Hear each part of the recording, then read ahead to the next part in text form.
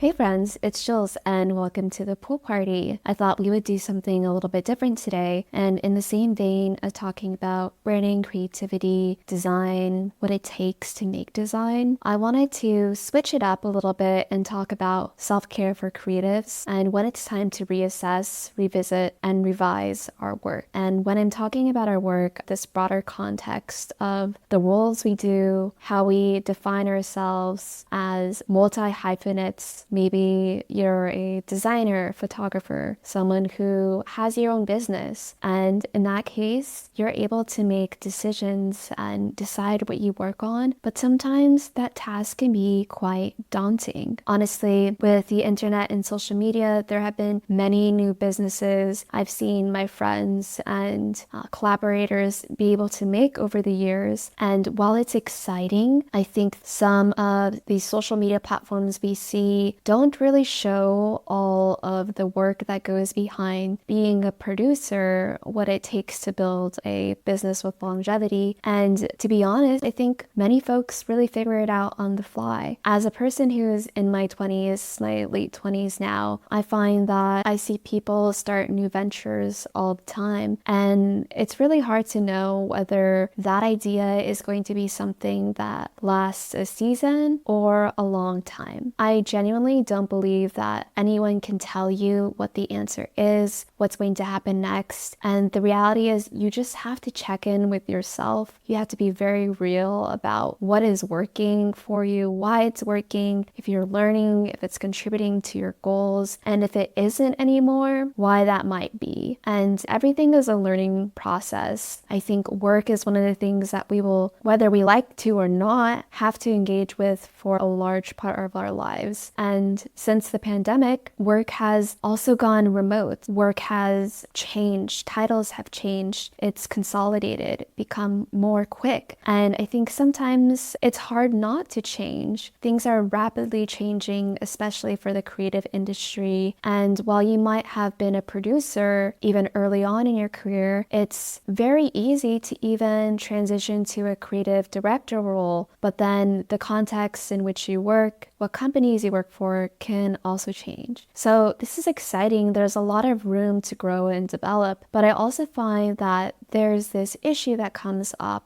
which can at times be paralyzing. And that's this question, what do I really want to do? What do you want to do? And what is it going to look like in the next few years? I think due to the unpredictable nature of the creative industry, and over the past few years, we've seen a slowdown even in the amount of jobs that are offered to some creatives. It can be hard for people to plan. And planning is great because it helps to create realistic goals and find skills to improve upon. But the truth is, I think that as quickly as industries change and so do job titles, so do our internal compasses, and we have to make decisions quickly. And so in this podcast today, I want to talk a bit about this concept of creating an offer that really makes sense to you with what you're aligned with in this moment, in this season of your life, and some things to consider as you're offering a new service as a creative or even product. And then I want to talk a bit about this Japanese concept of Ikigai. And you may have heard this before, but I think it's important to revisit, especially for creatives, because I mentioned this a few times. I think one of the issues that creatives run into is that, let's say you're a designer, graphic designer, it's really easy to work for an agency, get work assigned to you, and continue doing that work for months, maybe even years, and then not really think about the business aspect, how this work comes in, how much you get paid, and to even really grow beyond that role other than churning out projects and increasing speed and efficiency. I find that many designers and creatives, they get into this line of work not to necessarily become a more efficient part of a creative machine, but because they have a true deep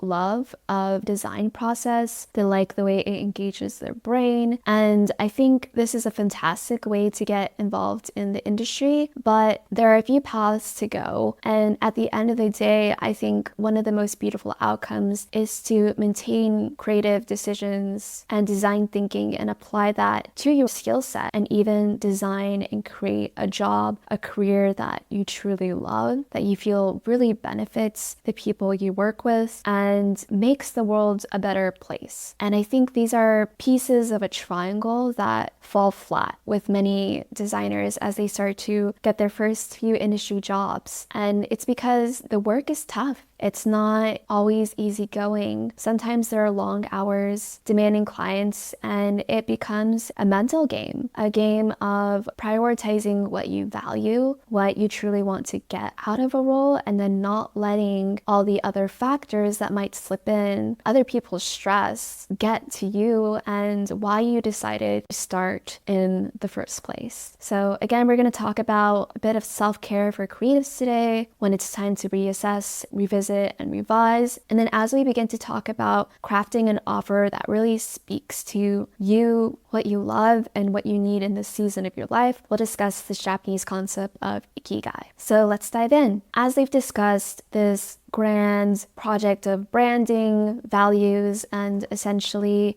building companies from scratch. That is oftentimes what people set out to do with the goal of branding and design. And in my opinion, I think that some of the best companies and brands start with really strong values of services that they offer and what they essentially want to branch out and do in the world. The reality is that over the years, we've seen across many industries that people will sometimes use branding and hire brand marketers in order to essentially create a mask and beautiful packaging that masks up a much more sinister reality of the work-life culture they're creating, false promises of product that aren't actually creating the outcomes that they want, yet they sell a ton because the branding is beautiful, there's this whole vibe, and there's a psychology to branding and marketing where if it looks good, it must be good. And I think this is one of the realities and the truths behind branding that sometimes designers can fall into. Oftentimes when you take on a job, you can ask your employer a few questions, and then obviously everyone wants a job to work out in their best favor. But what do you do when the role you were promised ends up becoming something that really drags you down? It no longer aligns with your values. The product mission that you were sold isn't actually firm. And then as a designer and an artist, you're being tasked with this role of putting on makeup around an idea that isn't so pretty and taking this ugly idea in order to sell it to the broader public. This is actually something that's really common in the design industry, especially when it comes to roles where people hire in-house designers and they hire them to do a branding project, but the product isn't quite done yet. And I have had many friends over the years who have worked for startups or have been contracted by companies, and they fell in love with the creative work and they get excited because they want to work for a big brand and make a good salary, but then they find out that they don't really believe in the product that they're building. And so we're going to go back to this question of when is it a good time to reassess and revisit and revise the work that you do? In my opinion, that time is any time where it feels like what you're doing no longer aligns with your personal values. And in this podcast, I've talked a lot about people who might be going out and starting their own venture and they get the opportunity to build from scratch. Maybe that's you right now, and that's a great place to be in. But for many designers and artists and creatives,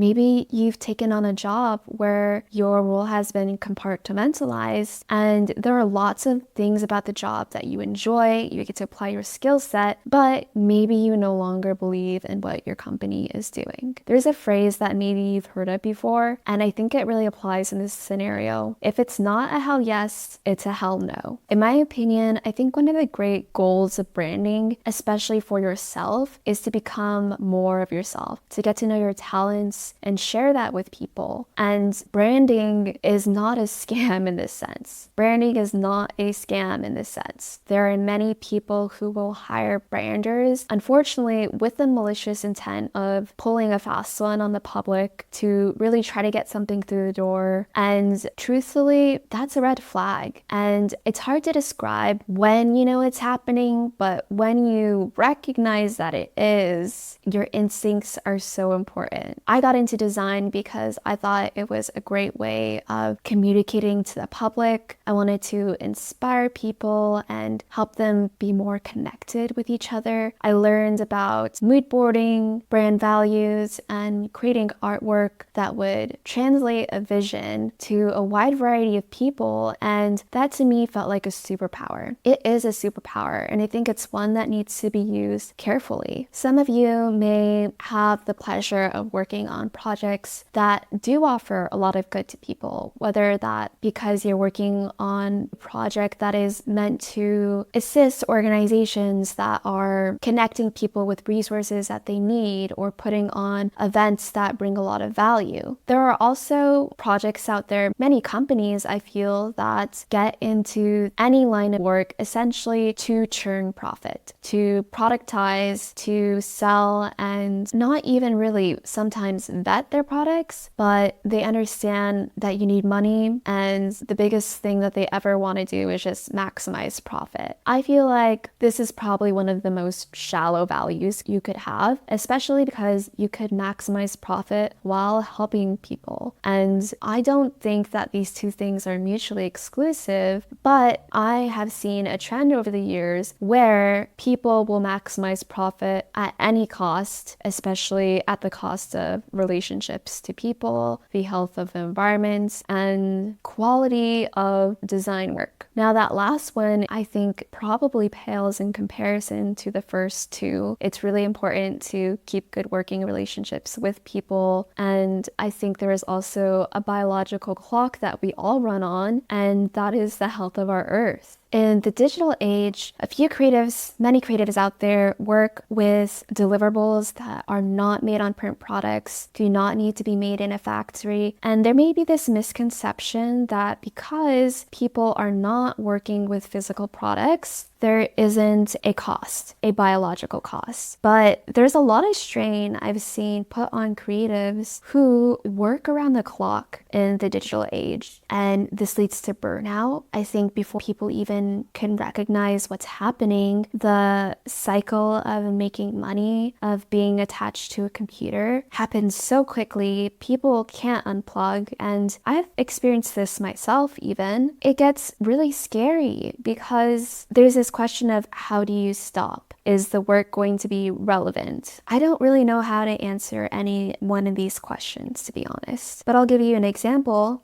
When I worked in social media, a lot of times there would be new trends developing every single day. And while we could plan as much as possible for a calendar, if you want to act on a trend and maximize viewership, you have to act within, frankly, a 1 to 2 day window. And if you don't, it's highly likely you'll pass on the opportunity to grow at the pace of that trend and you'll miss out. There's a lot of this fear of missing out that happens, I think, with companies and marketers, people who create this content. But I feel that it can create a really unhealthy dynamic. And I think it's interesting that oftentimes people very early on in their career are hired and tasked with this burden of creating trending content. I genuinely feel it's because there's also a big burnout period that happens after making this type of content for months on end. And I think now with this discussion of a Surgeon General warning on social media and consuming content, I also want to flag that in the background, I do think that there is a cost to making this type of content. When I used to work at a social media agency, I wouldn't just be making trending content for a single account. I would be making it across all accounts. And while I know the boxes to tick for for a trend and what it needs to look like in order to be passable to an audience, I was operating so quickly that at times it didn't necessarily matter if I was hitting the process of a good design flow.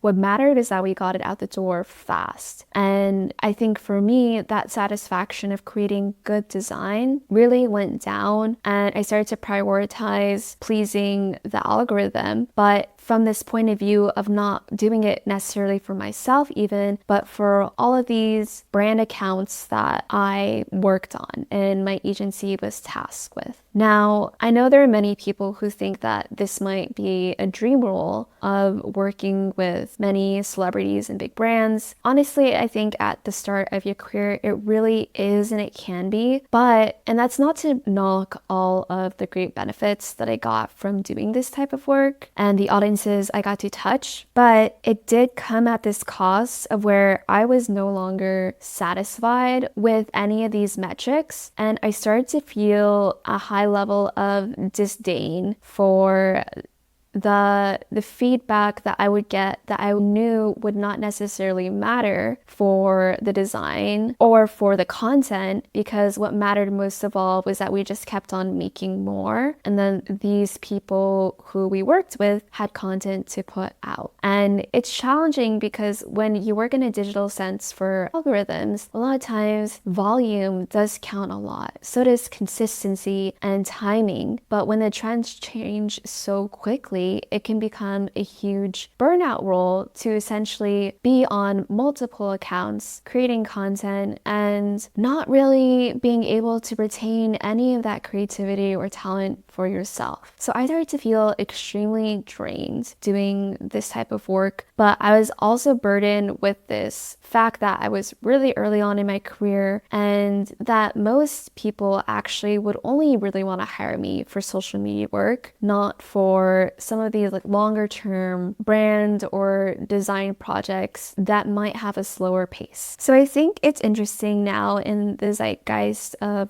pop psychology, and when it comes to talking about burnout, there's this idea that we can control our burnouts and essentially the rate at which it happens by having boundaries. And sometimes those boundaries don't necessarily look like communicating that you can't do a certain type of work, but it's also turning off the computer past a certain hour. I know some folks who genuinely could not do that working in a social media context, especially with the type of clientele that they work with. And I find that this is extremely bad for mental health, and it's really good to get ahead of this. So while I couldn't have predicted my level of burnout, I feel that when you go into a role, it's important to have at least a few days out of the week in which you do absolutely log off at 5 p.m. I know that sometimes last minute things come up, but I genuinely don't believe it's fair for employers to ask their employees to stay on or be available for edits or changes past 8 p.m., especially when the workload is such that it's going to be there the next day and that there are deadlines, multiple deadlines coming up in the same week. I, at the beginning of my career, would just say yes to anything. And there are times for sure where you definitely need to say yes if these are the only projects you can work on. But I got so used to saying yes to the point where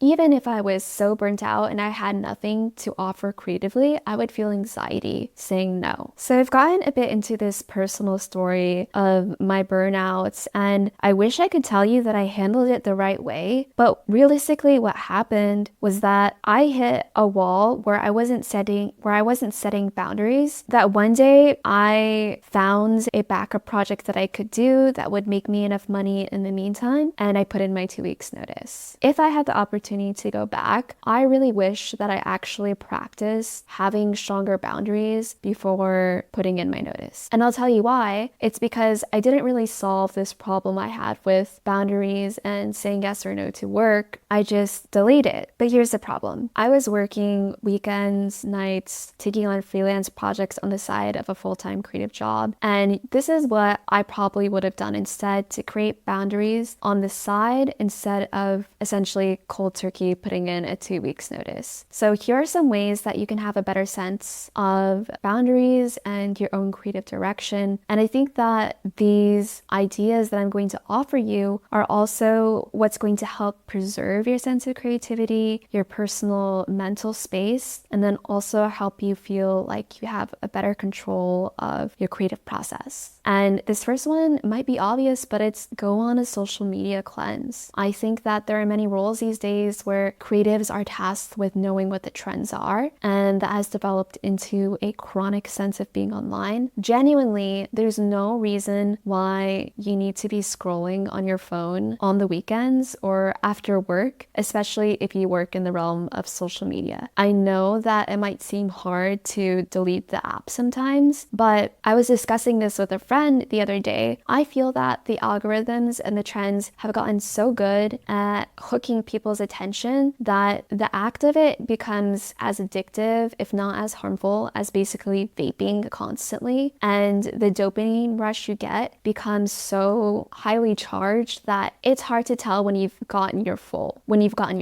And so what I would do instead is, some people even say that they have another phone or a separate iPad for social media and their work socials. I think this is also a really good idea just for hygiene, to keep it separate, have that work phone, use it only during the day, and then put it aside. Don't mix your work and your personal phone and social medias together. I think that may lead to a lot of problems. And there were also times too where I saw people who worked in social media accidentally post to professional accounts when they were really actually like at a bar trying to have a good time with their friends. And I think you can avoid that just by having a separate phone. Of course, not everyone can afford this, and so I think that at some point you do need to develop a personal boundary of just fully shutting off socials and only responding and logging in when it's needed. At this moment in time, I've gone on the longest social cleanse I've ever gone. I haven't logged on to Instagram or TikTok in about 3 weeks. But before that, I would log in just once a week to post and respond to direct messages, and then I would delete the app from my phone. And the reason why I did this was because I got into this really destructive cycle of scrolling just to feel like I was knowing what was going on in the world. But the reality is new things happen all the time, and I started prioritizing what was happening on my phone more so than actually being a person in the world and going out to events and talking to people around me in order to get a sense of what was happening in my own life. One thing that's really good to do if you decide to go on a social media cleanse is to actually tell your close friends and the people you meet who might be new friends that you have social media boundaries, or that you are not going online as often these days, just so they know that you're not ignoring them. And I know this seems like a little extra task, but interestingly enough, when I'm not on social media as much, I text my friends more. I actually directly send them photos and videos, and that's something that makes me happy because I want to be intentional about what I put out into the world, and I don't just want to contribute to the sense of FOMO that I know people get from seeing other people's Instagram stories. This might seem like a bit of a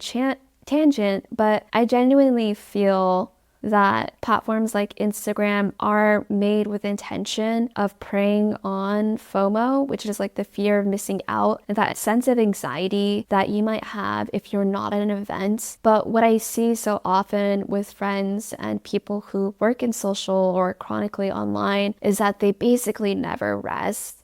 And I started to get this feeling of hanging out with my friends who work in social media that they're just constantly drained, and they never really have a sense of peace. And genuinely, that would impact my health as well. So what do you do instead of being on social media? There are so many things to do. You can go to an art library. I visited Los Angeles recently, and Glendale has a beautiful art library called The Brand. And you can go for free, get a library card, and there are so many books on art, how to draw, on music, magazines, and biographies of artists that are so entertaining. And you can even listen to podcasts they have there. It's a beautiful space. I think that what's wanting in the world is this sense of self-reflection, of time away from the pressure of creating content that only fuels this sense of this fear of missing out and then wanting people to get out to do more. But I'm starting to feel that people are doing more than enough, but they're not resting. And that's not the type of world I want to live in. So I want you to consider, what would the version of you who has what you want do about this particular scenario? And I think sometimes we act so much from this place of not having enough, not being enough. And I think social media is largely responsible for this. And it's not the aspect of seeing your friends online. I think it's that genuinely the algorithms are predatory and they manufacture this anxiety because it's to their benefit. It keeps you online, it keeps you hooked, it keeps you doing things you might not even feel like you want to do just to impress people you might not even care about. And there are studies on this. And I think if you are chronically online or if you use social media enough, you will know how this feels. I think instead of overdoing it, one thing that's good to cultivate, especially for creatives, is this thing that I call JOMO, which is the joy of missing out. So let's talk a little bit more about this. But first, let's go on a break. Hey, do you love this podcast? All right, I'm going to need you to follow it, rate it 5 stars, and share it with a friend. I'm asking because this helps me continue to make more of these podcasts, give you my thoughts on branding, design, and free advice. This podcast is free. You love it, no? Also, head over to juliaespero.me, that's JULIAESPERO.me, and sign up for my newsletter. I have some services coming out very, very soon, and I want you to be the first to see them. And you're only going to get them if you're subscribed to my newsletter. So go ahead, hit the subscribe button on this podcast, and go to my website, juliaespero.me, and sign up for my newsletter. All right, thanks, and let's get back into the podcast. There were moments in my early 20s where I would go out just to say that I did. I wanted to have a packed calendar, experience everything. I was living in San Francisco, and if there was ever a moment where I experienced any sort of downtime, I felt sad. It didn't matter what I was doing, as long as I had plans, I somehow felt that I was making the most of my life. The problem is I'd come home feeling empty and depleted. Now, in my late 20s, I'm trying to switch over to this sense of JOMO, this joy of missing out, as opposed to the fear of missing out I faced in my early 20s. So in my late 20s, I set goals for my personal work and I itch to make them happen. When I finally do, I feel relieved. And I think one of the reasons why I'm able to do this is because I save energy, I prioritize rest, care, relaxation. I made a list of things that I genuinely enjoy doing, and that's reading, going to libraries, taking long showers, doing my YouTube workouts. These are all things that I love doing in my free time, especially when the clock hits 5 p.m. And I know that it's important to do these things because later on, they fuel my creative battery and my ability to produce work. I feel inspired by the activities I have outside of work, and while they might not actively be making me money, I know I'm investing back into myself. So I have a little bit of a list for some quick advice when it comes to finding your personal true north and developing this sense of intuition of what might fuel you, what might replenish you. And it's quite simple. It's just 4 things. And the first piece of advice I have is don't take advice from people who aren't taking the same risk you are. And I think pursuing a creative career is a very special and particular type of risk. Like I mentioned, I think it requires a certain amount of rest and reflection, piecing together inspiration, but also devoting time to work and pursuing your craft. And this was something I noticed that a lot of people around me in my early 20s were not doing. They were on a very defined career path as engineers or maybe pursuing academia. But for me, I had to learn about my own creative cycle, what helps me create the best work. And sometimes I would get advice from people to work hard, play hard. But the reality is, they weren't taking the same risks as me. They didn't have the same vision for their future that I did. And when I followed that advice, work hard, play hard, I actually didn't really have any energy to make creative work I felt proud of. While that might have worked for someone else, they were following a different life path and they were taking a different set of risks. So again, don't take advice from people who aren't taking the same risks you are. They don't have the same things on the line. They might not even have the same vision.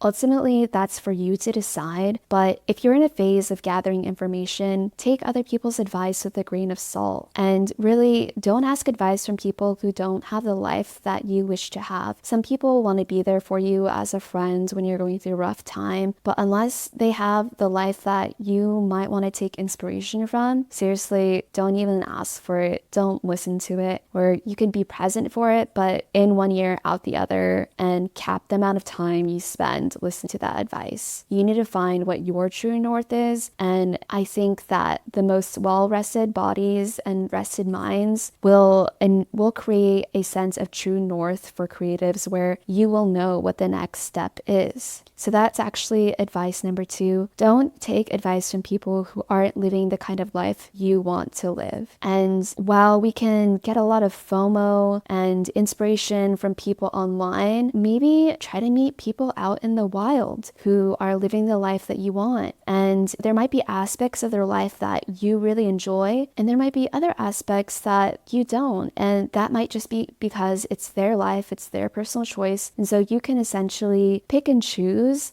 but don't get obsessed with the highlight reel of someone else's life, because the reality is I know many people who work extremely draining hours whose life looks really good on social media, but I would not trade my life for theirs in a single second. All right, piece of advice number 3, investing in self might be the best investment. And I think that this is important to learn not just from an educational sense in pursuing your career or even spending money on things that you think will help you with your career. I think you can take time and learn to discipline yourself with time. And I find that really setting boundaries and limits with work and social media is important, because time is your personal currency that you can then use to devote to things that actually interest you. And I think for this 4th piece of advice, it's super important to find things that actually interest you, but it's only going to come when you have even the smallest amount of time to devote to yourself. Even if today you only have 30 minutes, spend 30 minutes in silence. Maybe spend even 10 minutes of that 30 minutes in silence, just asking yourself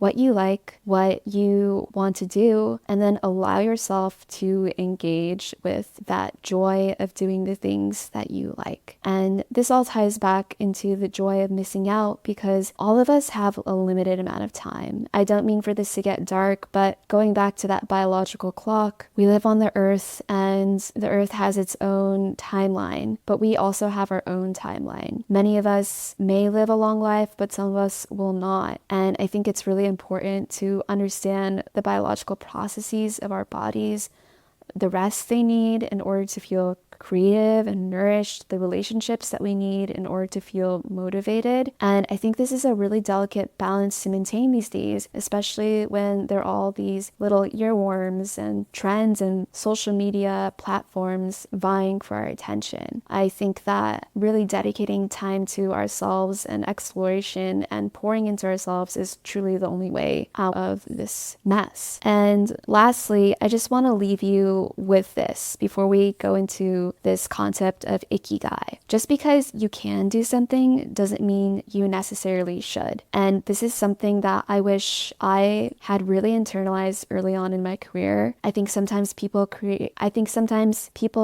creatives, especially designers, like magicians. And I think having the talent and the skills to use a lot of different tools to mood board, storyboard, and create a vision is extremely powerful. But just because you can do something quickly or you can sell the vision of a product doesn't necessarily mean you should. None of us creates within a silo, and I think it's important to take a step back to get to know what kind of world we want to live in and if what we're doing every day is contributing to that world that we want to create, that we can tolerate living in. So lastly, we're going to talk about this Japanese concept of Ikigai, and I think this is really important for examining when you make your first offer. And if you are going on the path of freelancing, you work for yourself, this Japanese concept of Ikigai has become really popular, and it's this mix of what you're good at, what you like, what people need, and what can make you money. Let's say that you're in a career that you don't particularly enjoy. That might be the piece of your life that makes you money. And then there are a few other buckets you can fill in terms of knowing what you're good at, what you like, and what people need. So maybe today, what you spend your time investing in is just doing this journaling exercise, taking a walk, listening to this podcast, and really truly taking the time to find a piece of the puzzle to all of these things. And I think it's important to understand that you're not going to know right away. This is not a question to be answered overnight, but the beauty of this is we can keep on returning to these questions. What am I good at? What do I like? What do people need? What can make me money? And over time, the hope is that we can create our own individual sense of balance that fulfills all these needs and reaches back to a broader sense of value that isn't necessarily based on just maximizing profit or increasing shareholder yields. It's going to pour back into us. And I think this is really important because you're only early in your career for so long, and then suddenly you're midway, and then you're senior, and then you're the creative director. I think it's important to recognize that we are always the creative director of our own lives, and that starts with right now. That starts with today, the types of thoughts that we tell ourselves, the types of habits we engage with, and I think it can be a lot more simple than we make it out to be. That is my episode today on self-care for creatives when it's time to reassess and revisit and revise. I would love to hear from you and what you have done in your life if you're creative, if you've worked in burnout creative roles, or if you've found the perfect balance. I would venture to guess that not many people have, but we're all working on this together, and I find that online community is so important in finding your true north and finding a sense of strength in making the right decisions for you. If you could please give this episode a like or 5 stars, follow it wherever you listen to this podcast is now available on all streaming platforms. And if you have any more questions about branding and design, you can listen to the other episodes in this series, and most of all, you can always visit my website, juliaespero.me, JULIAE as in elephant, SPERO.me. All right, thank you for listening to The Pool Party, and I will talk to you next time.